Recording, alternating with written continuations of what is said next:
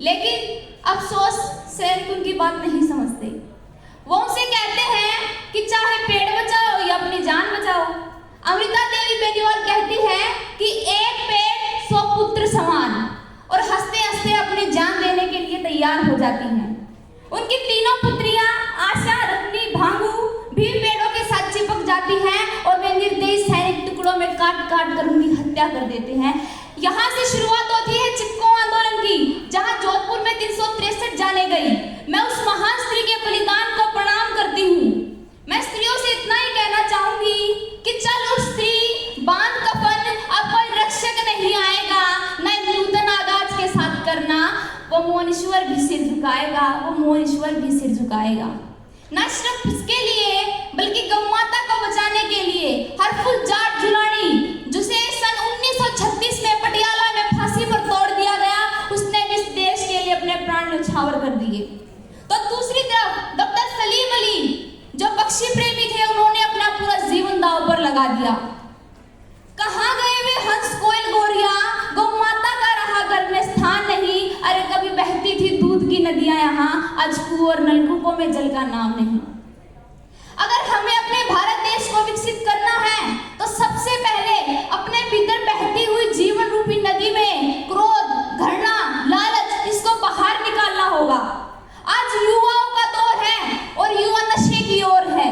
मद में इतना घुल गया है कि जग के रिश्ते भूल गया है। क्या अच्छा है, क्या बुरा है, इसकी पहचान उसे नहीं है।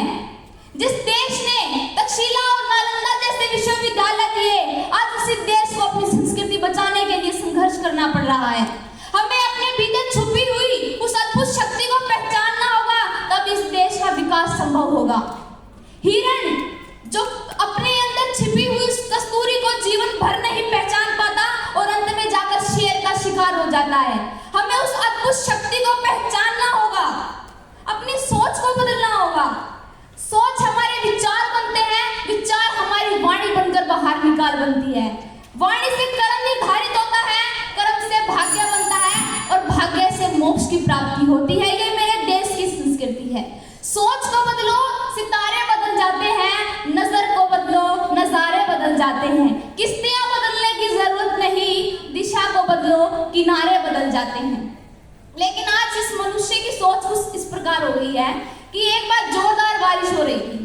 एक बंदर ठंड से कांपता हुआ एक वृक्ष पर जा बैठा। उसी पेड़ पर बया चिड़िया ने अपना घोंसला बनाया हुआ था। बया चिड़िया उस पर तरस खाती है और बोलती है कि हे बंदर, हाथ तेरे पैर तेरे मानस से सीधे, तू बया जैसा घोंसला बना क्यों ना ले। बंदर को गुस्सा आता है, स्वाभाविक है, अब इंसान भी तो बंदर की ही प्रजाति है, हमें नहीं आएगा। तो बंदर उसका मेहनत से बनाए हुए घोंसले को उजाड़ कर फेंक देता है और बया चिड़िया को गुस्सा भी आता है।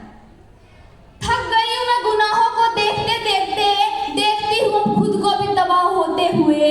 घर से निकली थी दस्तूरी जहां को बदले, मैं खुद घर का पता ही खो बैठी, मैं खुद घर का पता ही खो बैठी। पत्थर तराशते तराशते खुदा से मिलने की जिद कर बैठी, पत्थर तराशती तराशती उस खुदा से मिलने की जिद कर बैठी। हाथ लकीरों से भरे थे मगर अब छालों से भर बैठी, मगर अब छालों से भर बैठी।